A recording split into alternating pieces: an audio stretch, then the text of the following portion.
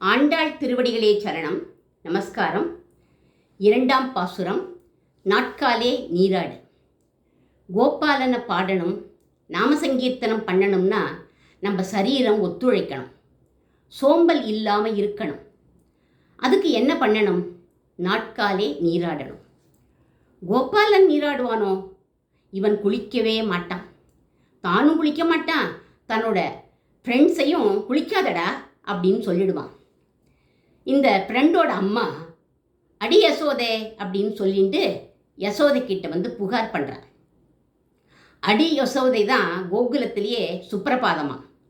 இந்த கோபிகை சொல்கிறா, இன்னைக்கு சனிக்கிழமை என்னோட குழந்தைக்கு எண்ணெய் தேய்ச்சி குளிப்பாட்டணும்னு எண்ணெயை எடுத்து நான் வச்சேன்.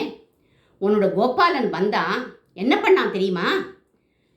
எண்ணெயெல்லாம் தேய்ச்சிக்காதடா, அரப்பூ சீயக்கால்லாம் போடுவா, கண்ணு எரியும், வாடா வெளியில் போய் நம்ம 2 பேரும் விளையாடலாம் அப்படின்னு என்னோட பையனை பிடிச்சி இழுத்தான்.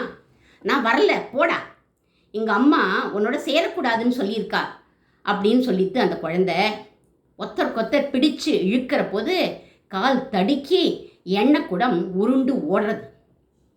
எண்ணெய் குடத்தை உருட்டி இளம் பிள்ளையை கிள்ளி எழுப்பி கண்ணை புரட்டி விழித்து கழகண்டு செய்யும் பிரான்னு இந்த காட்சியை ஆழ்வாரும் ரசிக்கிறார். என்னோட பையன் பயந்து போய் அம்மா அப்படின்னு கத்தினா. இவன் கத்துறானேன்னு உன்னோட கண்ணன் என்ன பண்ணா, வாசலுக்கு ஓடினா. ஓடுற போது சும்மா ஓடலாம் இல்லையா?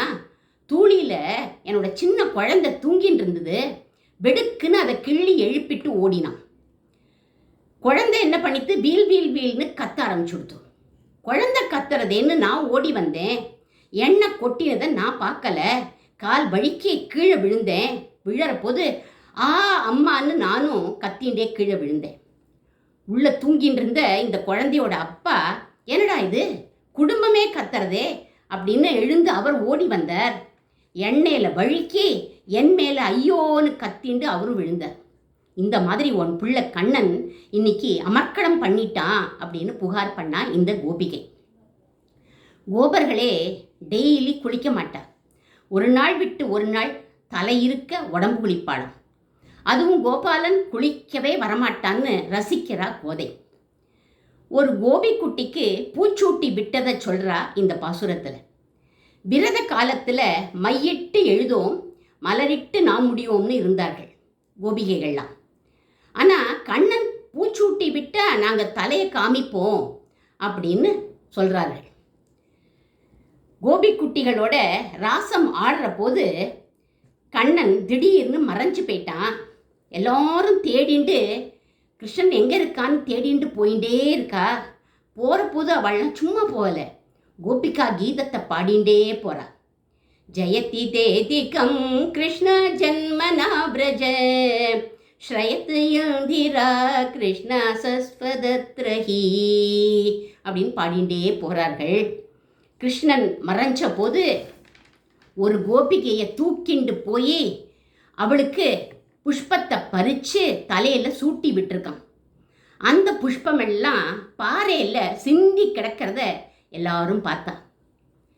ஜன்மாந்திரத்தில் இந்த கோபிகை நிறைய புஷ்பங்களால் பகவானுக்கு அர்ச்சனை பண்ணியிருக்கா. அதனால கோபாலன் இப்போ இவளுக்கு பூச்சூட்டி சந்தோஷப்படுத்தி இருக்கான். நாம் என்ன பண்ணுறோமோ அதுவே பல மடங்காக நமக்கு திருப்பி கிடைக்கும்னு தெரியறது பாருங்க. பாரதியார் ஒரு கிருஷ்ண பக்தர். இவரும் கோபிகைகளுக்கு பூச்சூட்டி விட்டதை பாடுறார். அழகுள்ள மலர் கொண்டு வந்து என்னை அழ செய்து கண்ணை மூடிக்கொள் குழலிலே சூட்டுவேன் என்பான், என்னை குருடாக்கி மலரினை தோழிக்கு வைப்பான், தீராத விளையாட்டு பிள்ளைன்னு அவரும் பாடுறார்.